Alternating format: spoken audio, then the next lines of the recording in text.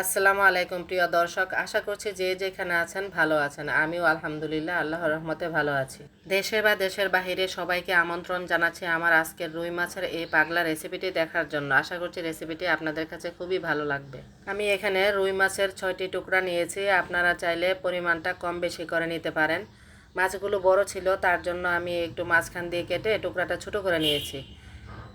বড় টুকরাটা থাকলে অনেক সময় বাচ্চারা খেতে চায় না, আবার মাছের ভেতরেও মশলাগুলো ঠিকমতো ঢুকতে চায় না, যেহেতু আমি পানি ছাড়া মাছটা রান্না করব।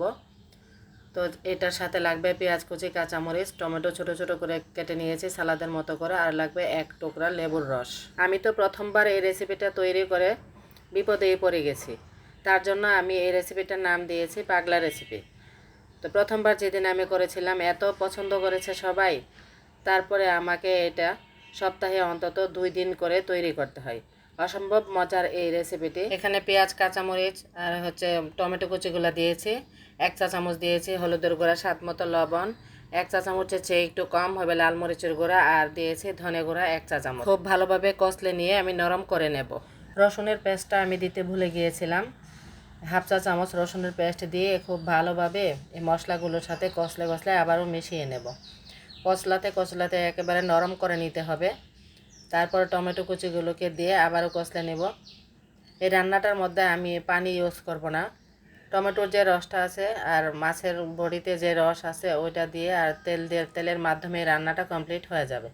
এখন আমি 1 টেবিল চামচ রান্নার তেল দিয়েছি, দিয়ে খুব ভালোভাবে মিশিয়ে নিচ্ছি।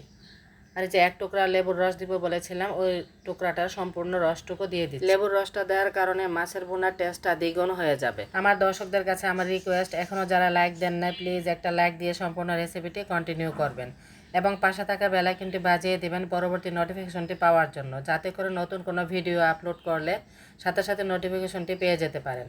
যারা অলরেডি সাবস্ক্রাইব করেছেন তাদের সকলকে জানাই আমার অন্তরের অন্তঃস্থল থেকে অসংখ্য অসংখ্য ধন্যবাদ। এখন মাছের গায়ে মশলাগুলোকে খুব ভালোভাবে মেখে নিতে হবে।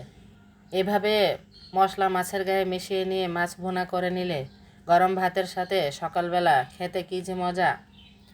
আপনারা একবার ট্রাই করে দেখবেন, পরিবারের ছোট বড় সবাই খুবই পছন্দ করবে। দেখতে পাচ্ছেন মাছের মধ্যে খুব ভালোভাবে মশলাগুলোকে মিশিয়ে নিয়েছি। এখন আমি ঢাকনা দিয়ে 10 মিনিটের জন্য রেস্টে রেখে দেব। এর মধ্যে মশলাগুলো খুব ভালোভাবে মাছের ভেতরে ঢুকতে পারবে। চুলায় একটা প্যান বসিয়ে দিয়েছি। এখানে আমি পরিমাণ মতো তেল দিয়ে দিচ্ছি, আর কোনো প্রকার তেল দেব না। এখন প্যানটাকে খুব ভালোভাবে গরম করে নিব। এই যে মাছটাকে একটু দেখিয়ে দিচ্ছি, খুব সুন্দরভাবে মশলাটা মাছের ভেতরে ঢুকে গেছে।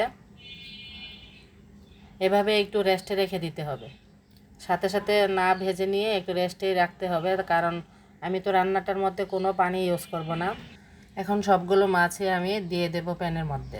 যে মশলাগুলোর সাথে মাছগুলোকে ম্যারিনেট করে রেখেছিলাম ওখান থেকে আমি অর্ধেকটা মশলা এখন মাছের উপরে দিয়ে দেবো, আর বাকিটাকে মাছগুলো উল্টে দিয়ে তারপরে দেব। এই যে আস্তে আস্তে মশলাগুলোকে দিয়ে দিচ্ছে। মশলাগুলো দেওয়া হয়ে গেছে, এখন আমি একটা ঢাকনা দিয়ে ঢেকে রেখে দিব 2 মিনিটের জন্য। এটা যদিও মাছের রেসিপি, তারপরেও কিন্তু এই রেসিপিটা করে নিতে মোটামুটি ভালোই টাইম লেগেছে। এই যে একটা ঢাকনা দিয়ে ঢেকে দিয়েছি। চুলার ফ্লেমটাকে আমি দেখিয়ে দিচ্ছি কেমন করে রাখতে হবে। এই যে লো টু মিডিয়ামের মাঝামাঝি রেখেছি। চুলার ফ্লেমটাকে বাড়িয়ে দিলে কিন্তু মাছগুলো তলানিতে পুড়ে যাবে, আর পুড়ে গেলে খেতে ভালো লাগবে না, একটা পোড়া পোড়া গন্ধ করবে। চচ্চড়ি যেটা আমরা রান্না করি ওটা তো একটু পোড়া পোড়া হলে ভালো লাগে, কিন্তু এই মাছের ভুনাটা পোড়া পোড়া করা যাবে না। মাছগুলো উল্টে দিয়ে চুলার ফ্লেমটাকে আমি লো টু মিডিয়ামের মাঝামাঝি থেকে আরও একটু কমিয়ে দেব। আবারও আমি ঢাকনা দিয়ে ঢেকে দিব, কিন্তু তার আগে মশলা যে অর্ধেকটা রেখেছিলাম ওই অর্ধেকটুকু মশলা আবারও মাছের উপরে দিয়ে দিচ্ছে। চুলার ফ্লেমটাকে কমিয়ে দিয়ে রান্নাটা করে নিলে খুব সুন্দরভাবে মাছের ভিতরটুকু পর্যন্ত খুব ভালোভাবে হয়ে আসবে।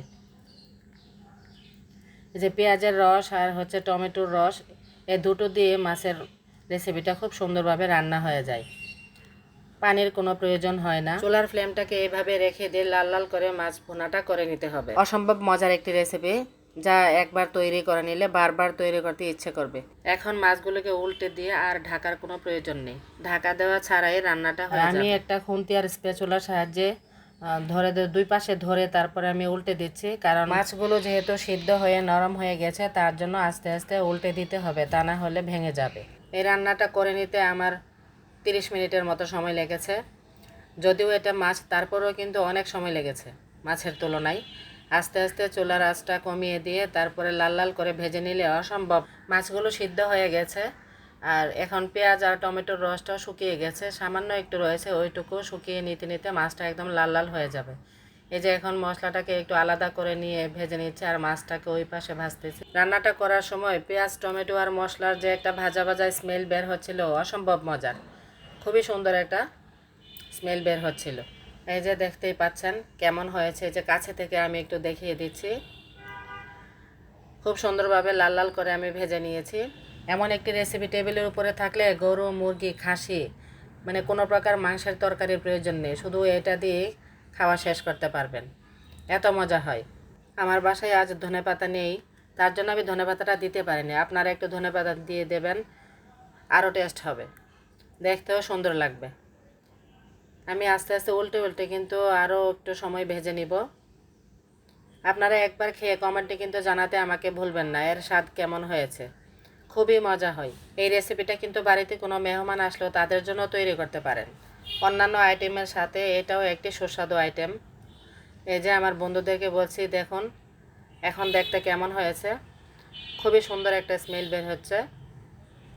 আমার তো মনে হচ্ছে যে এখনই খেয়ে ফেলি, কিন্তু তা কি আর করা যায়, রান্না করার সময় কি খাওয়া যায়? এই যে দেখতেই পাচ্ছেন কতটা লোভনীয় হয়েছে। আর রেসিপিটি খেতেও কিন্তু হয়েছিল দুর্দান্ত স্বাদের। অনেক সময় অনেক বাচ্চারা আছে মাছ খেতে চায় না, তো ওদেরকে আমি তো বলবো যে এভাবে একবার মাছ ভুনা করে দিবেন, ও বুঝতে পারবে না কখনো যে ও মাছ দিয়ে খেলো নাকি মাংস দিয়ে খেলো, অসম্ভব মজা হয়। আমার বাচ্চারা তো খুবই মজা করে এই ভুনাটা খায়। আমার দর্শকদের কাছে আমার একটা রিকোয়েস্ট, প্লিজ আমার আজকের এই রুই মাছের পাগলা রেসিপিটি যদি ভালো লেগে থাকে তাহলে বেশি বেশি করে লাইক ও শেয়ার দিয়ে ফ্রেন্ডস ও রিলেটিভদের দেখার সুযোগ করে দিবেন। এই যে আমি একটা বাটির মধ্যে সার্ভ করে নিচ্ছি, দেখতেই পাচ্ছেন কতটা সুন্দরভাবে হয়েছে। আমার আজকের এই মাছ ভুনার রেসিপিটি আমার প্রিয় দর্শকদের কাছে কেমন লেগেছে প্লিজ কমেন্টে জানাবেন। বাটিতে সার্ভ করার সময় কিছুটা মশলা আমি মাঝখানে রেখেছি, যদি কারো প্রয়োজন হয় ওখান থেকে এক্সট্রা মশলাটুকু নিয়ে যেতে পারবে। তো আজকের রেসিপিটি এ পর্যন্তই। দোয়া করি সবাই ভালো থাকবেন, সুস্থ থাকবেন। আবার কথা হবে পরবর্তীতে অন্য কোনো নতুন ভিডিওতে, সেই কামনা করে বিদায় নিচ্ছি। আল্লাহ হাফেজ।